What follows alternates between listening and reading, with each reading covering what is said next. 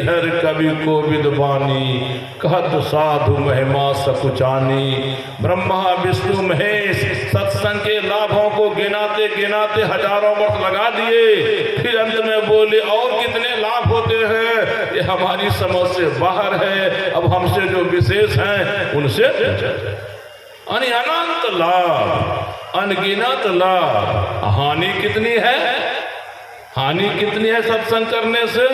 हानि एक भी नहीं। तो हानि एक भी नहीं, लाभ अनेक। ऐसा कौन काम है दुनिया में?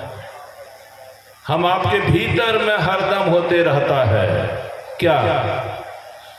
हमारा हरदम मंगल हो या मंगल कभी नहीं, हमारा हरदम अभिष्ट हो अनिष्ट कभी नहीं, हमारा हरदम शुभ हो अशुभ कभी नहीं, हम हरदम सुदिन देखें दुर्दिन कभी नहीं, हमें हरदम सुख हो दुख कभी नहीं, हमें हरदम लाभ हो हानि कभी नहीं। हमारे सभी बिगड़े काम बन जाए, बने काम ना बिगड़े। बोलिए सबके मन के अंदर हो रहा है क्या? समस्या सबके अंदर एक ही है, एक तरह की है, इसलिए समाधान भी एक ही होना चाहिए, एक ही तरह का होना चाहिए। तो कौन सा काम? कोई भी काम लोग किए हैं, कभी लाभ हुआ कभी हानि, कोई भी काम किए कभी बना कभी बिगड़ा। यानी मन जैसा चाहता है भीतर से वैसा कितनों कुछ किए, कितनों कुछ बने, लेकिन हुआ नहीं। तो क्या करने से हमारा मन पूरा हो, हरदम मंगल हो, हरदम अभिष्ट हो, हरदम शुभ हो, हरदम सुदिन हो, हरदम सुख हो? तो उसके लिए आया एक ही काम है, सत्संग करना। एक ही काम है, संत का संग करना। सुबह मैंने कहा था आप लोग अध्यात्म विज्ञान के विद्यार्थी हैं, अंग्रेजी में कहिए मेटा साइंस के स्टूडेंट। हम मेटा साइंस के टीचर हैं, सदगुरु मेटा साइंटिस्ट हैं, मेटा फिजिसिस्ट हैं। सदगुरु वो मेटा साइंटिस्ट, मेटा फिजिसिस्ट, हम लोग उनके स्टूडेंट हैं। अब चलिए पढ़ना। साइंस से मैंने कहा था पहले थ्योरी को पढ़ा जाता है, थ्योरी को समझा जाता है, तब प्रैक्टिस किया जाता है, अभ्यास किया जाता है, प्रैक्टिकल किया जाता है। थ्योरी अगर कुछ भी कमजोर रह जाती है, गड़बड़ रह जाती है, तब तो प्रैक्टिकल उसका गड़बड़ हो जाता है। अब थ्योरी अगर बिल्कुल गड़बड़ नहीं है तो प्रैक्टिकल ठीक, प्रैक्टिकल ठीक तो बन गया डॉक्टर, प्रैक्टिकल ठीक तो बन गया इंजीनियर। आज डॉक्टरों के कमाल देखिए, इंजीनियरों के कमाल देखिए। तो कहने का भाव मेरा ये है कि आप लोग मेटा साइंस की क्लास में बैठे हैं, उसमें सब कुछ लेता हूँ। अरे साइंस से में हम बोले थे फिजिक्स को पढ़ना है, केमिस्ट्री को पढ़ना है, बायोलॉजी को पढ़ना है, मैथमेटिक्स को पढ़ना है। फिजिक्स से है हीट है, लाइट है, साउंड है, मैग्नेट है, इलेक्ट्रिसिटी है, जनरल है। इस सब को पढ़िएगा ना तब बुझिएगा कि विज्ञान क्या है। नॉलेज के बारे में हमारे साइंटिस्ट कहते हैं नॉलेज का विस्तार कितना है या जितना हो, उसमें से हम लोग अभी केवल 7% नॉलेज प्राप्त, 7% नॉलेज को वैज्ञानिक पा लिए, कितना कुछ कर दिए। और वो जो बच गया 93% वो हो जाए तो कितना कर देंगे? बहुत कर देंगे। चलिए थ्योरी में रखता हूं।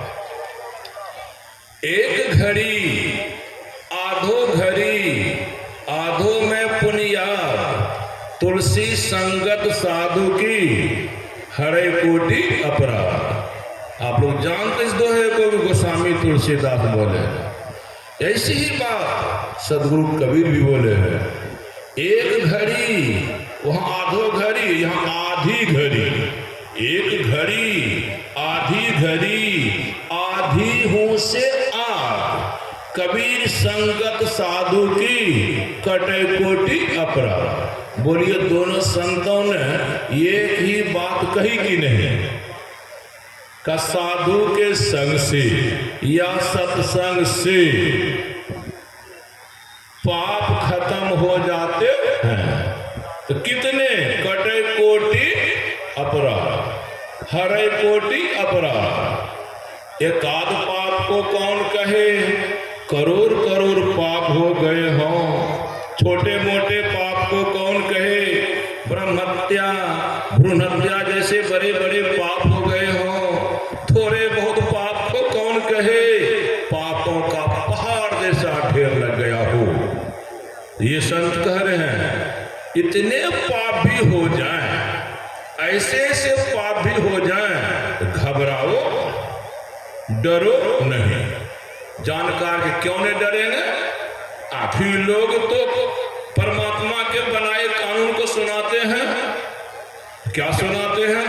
अवश्यमेव भोक्तव्यम कृतं कर्म शुभाशुभम न भुक्तं क्षीयते कर्म कल्पकोटि शतैरपि कामश्च भगवान दैवं च विधि निर्मितं भवितव्यं च भूतानां यस्य नास्ति व्यतिक्रमः। एक कानून है परमात्मा के संविधान में।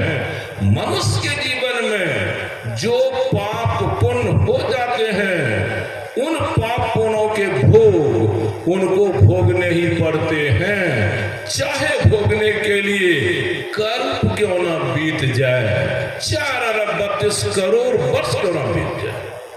इतने लंबे समय तक होने पर भी आपके किए कर्म के बीज बने रहेंगे, संस्कार बने रहेंगे और समय पर फलित होंगे। ये कानून कितना कड़ा है? इतना कड़ा कानून हो, एक आध पाप को भोगने में कई एक दिन, कई एक महीना, कई एक वर्ष लग जाते हैं। 1 करोड़ अगर पाप हो जाए तिन्हीं से, तब कितने करोड़ वर्ष उनके परिणाम खराब देखेंगे। कितने करोड़ वर्ष तक नरक में जिएंगे, कितने लाख वर्ष 84 में। सिद्धांत में बोल रहा हूं, सिद्धांत। तो कहते हैं सदगुरु की घबराओ मत, उपाय है। अपाय है तो उपाय है, रोग है तो दवा है, प्यास है तो पानी है, भूख है तो अन्न है, समस्या है तो समाधान है, प्रश्न है तो उत्तर है।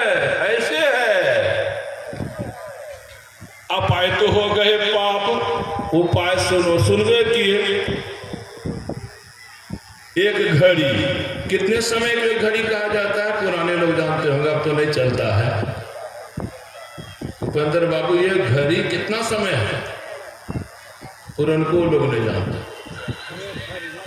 नपका तो नहीं है। कहीं पढ़ा हूं लगभग 48 मिनट बराबर ये घड़ी।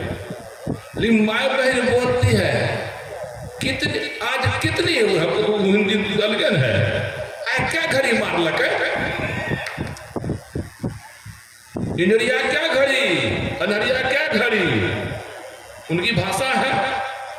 तो 48 मिनट की अगर ये घड़ी हो तो आधी घड़ी 24 मिनट और चौथाई घड़ी 12 मिनट का। चलिए 1 घंटा किसी को सत्संग प्राप्त नहीं हो सका, ये आधा घंटा ही सही, आधा घंटा नहीं प्राप्त हो सका तो 15 मिनट सही। इतनो सत्संग हो जाए, इतनो कम समय तक साधु संग हो जाए तो परिणाम क्या होगा? वे करोड़ों पाप जल के खाओ। ये सिद्धांत है। क्यों कहते हैं? बीते जीवन में हम आप परेशानी देखे होंगे, चाहे संकट विपत्ति के रूप में, चाहे रोग व्याध के रूप में, चाहे दुर्घटना के रूप में, चाहे और किसी रूप में, किसी न किसी रूप में आप परेशानी देखते हैं। वो परेशानी लाने वाला कौन है, दिखाने वाला कौन है? उसी का नाम तो पाप प्रारब्ध है। हमारे आपके पाप प्रारब्ध ही किसी न किसी रूप में जीवन में दुख दुर्भाग्य दिखाते हैं। ये नरक में कौन ले जाते? वही पाप प्रारब्ध। 84 में कौन ले जाते? वही पाप। आपके जीवन में थोड़े दिन नरक में जो बहुत दिनों तक अमंगल आपका अनिष्ट होगा हो, बहुत होगा हो। तो कहते हैं कि सत्संग करने से वे पाप जो जीवन में दुख देते, 84 में ले जाकर दुख देते, नरक में ले जाकर दुख देते, सब पाप सत्संग करने से ये सिद्धांत हुआ। तो सिद्धांत हो गया। तो सिद्धांत ठीक है कि बेटी कब समझ में आएगा? जब प्रयोग करेंगे। प्रयोग थ्योरी ठीक है कि बेटी H2O फॉर्मूला है, 2 आयतन हाइड्रोजन परमाणु लो, 1 आयतन ऑक्सीजन परमाणु लो और दोनों को इस तरह से मिलाओ तो ये दोनों मिलकर क्या बन जाएंगे? पानी। H2O वाटर का फॉर्मूला है, पानी। जितने वैज्ञानिक हुए सब एक मत है इसका। 4 भाग पोटासियम क्लोरेट लो, 1 भाग मैग्नीज ऑक्साइड लो, दोनों को उखल में डाल दो, मुसल से कूटो, चूर्ण बन जाए तो परख नली में ले लो और परख नली को शिकंजे से कस दो, नीचे में गैस ज्वालक जला दो और उधर परख नली से गैस नली लगा दो, गैस का लगा दो और तब गरम करो। गरम करने के कुछ मिनट बाद गैस घट में सलाई जलती हुई लगा दो, गिरा दो। पहले की अपेक्षा अगर सलाई तेज जली तो बुझिए ऑक्सीजन है, कहीं बुझ जाए तो भारी गैस है, चाहे कार्बन डाइऑक्साइड हो सकता हो, नाइट्रोजन हो सकता हो, भारी गैस बुझा देगी, आई ऑक्सीजन। मैं साइंस ये थ्योरी है, थ्योरी। अब प्रैक्टिकल कहाँ? लेबोरेटरी में। तो हम यहाँ अभी कहाँ हैं? हम यहाँ सत्संग पंडाल में हैं। सत्संग कर रहे हैं कि नहीं? सत्संग अगर कर रहे हैं, साधु संग हो रहा है कि नहीं? हो रहा है। साधु संग आप कर रहे हैं, सत्संग कर रहे हैं, मतलब प्रैक्टिकल में आपका प्रैक्टिकल चल रहा है। तो प्रैक्टिकल में वैसा दिखाई पड़ता है कि नहीं जीवन में? जैसा थ्योरी में आपने सुना था बाबा लोगों से, जैसा थ्योरी में पढ़ा था ग्रंथ से, वेद में पढ़े, उपनिषद में पढ़े, शास्त्र में पढ़े, पुराणों में पढ़े, जैसा आपने थ्योरी में पढ़ा वैसा प्रैक्टिकल में अगर हो रहा है तो समझिए प्रैक्टिकल ठीक है और थ्योरी भी ठीक है। अगर वैसा नहीं हो रहा है तब तो क्या कहा जाए? हम दिखला रहे जो जीवन हम लोगों का बीता है तो प्राय परेशानी में बीता है। कभी काल हाल चाल बढ़िया, बाकी तो याद रखबे किए हैं। यह परेशानी जो परेशानी में लाने वाला कौन हो गया? इसका नाम है पाप। इसका क्या माने हुआ कि सत्संग करने पर भी पाप रह ही गए तब तो परेशानी आई। पाप नहीं रहते तो परेशानी नहीं। मुद मंगल में भी पड़े पाप, कितना परिणाम देखिए क्या है।